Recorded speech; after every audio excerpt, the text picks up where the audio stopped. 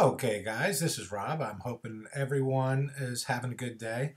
Today, we just wanted to talk a little bit about savings. Um, as we know, as Americans, people have a lot of problems saving. So, we're just going to take a couple of minutes and go through maybe some of the things that you might be doing that might be keeping you from getting the savings that you need to be able to get out of debt or make sure you're having a good retirement or to make sure that if you wanted to do some additional purchases. So the three reasons that we save is the first one is for emergencies.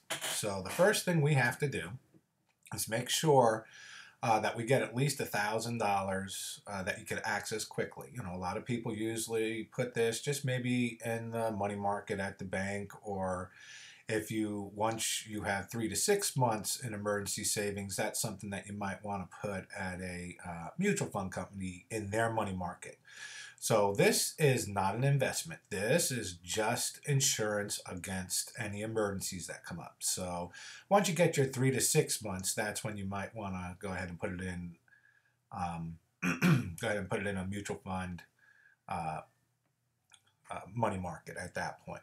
Okay, now this, you do not use any of this money for any purchases. Now I did say we use savings we're gonna that we do use savings for purchases, but not anything from your emergency account. Okay, so like I said, we use this for purchases. We just set aside the money that we want for a purchase in the future. We don't put it on a credit card. We do it like grandma. If grandma wanted to buy something, if she wanted to buy a $400 couch, she would save that $100 for 4 months and then go buy the couch. She wouldn't go and put it on a credit card. So stay away from the credit cards. If you want it, it's not that you can't purchase something if you want.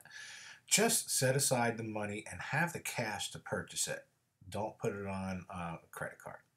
And the third thing is for wealth building. This is for your retirement planning. This is going to help get your kids through college. So these are the three reasons why we have savings. So we have them for emergencies, we do it for addition for purchases, and then for wealth building.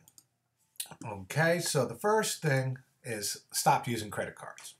You know, I don't think I've said that enough yet. So stop using credit cards. Cut them up if you have to. But don't use it. There is no reason to be trying to get out of debt, which is the first thing you need to do when you're doing savings. There's no reason to try and get out of debt if you're going to keep on using credit cards. Then remember, for that first bit of money that's coming in, we have to get at least $1,000 in an emergency fund. Okay. Then we start working. If you have any debts, we start working on getting out of debt before you even start saving for retirement. A lot of people, I'm going to talk about this in a second, but a lot of people say, no, I got to save for retirement. You're actually not saving for retirement if you have these debts coming in, and I'll show you in a couple of minutes. Okay, if you are in debt, do not put any money into retirement savings until you are totally out of debt, excluding your house. We'll go back to putting money into IRAs and Roths and stuff like that after we got the cars paid off and like credit cards and stuff like that. Um, but if you have any debts at all, please, it does not make any sense to be putting it into a retirement savings account. Let me show you why. I'm going to use $100,000 just to make the math simple. This works the same if you have $25,000 of income, because this is going to be the income that we have coming in. Okay, I'm just doing it because it's easier math. Now we know from other classes that on average, the average person pays 34.5% of the income coming into the household on interest payments on their house, you know, cars, credit card payments, any type of things that you're paying monthly on. So for that $100,000 income that you're coming in, you know, you have $34,000, well over $34,000 going out, 34,500 to be exact. So now, if we have a retirement account, let's say we have a 150,000 retirement account, even with a really good year at 10%, you're only going to make $15,000. Well, if we are paying out 34,500 in interest payments and we're only making 15,000 from our retirement accounts, we're actually losing 19,500 per year. This does not make sense. The only person that this makes sense for is the people that are trying to make a commission by you putting money into their mutual funds. It doesn't make any sense. Even when you think about companies that match, even if they match 100% of everything you put in there, for you to make up for the 34% going out the back door, I like to call it, you would have to make a 590% return. It just doesn't make sense. So please stop putting money into retirement. I know it sounds different, but you want to know something? You have to be a little different, because think about how today's society is now.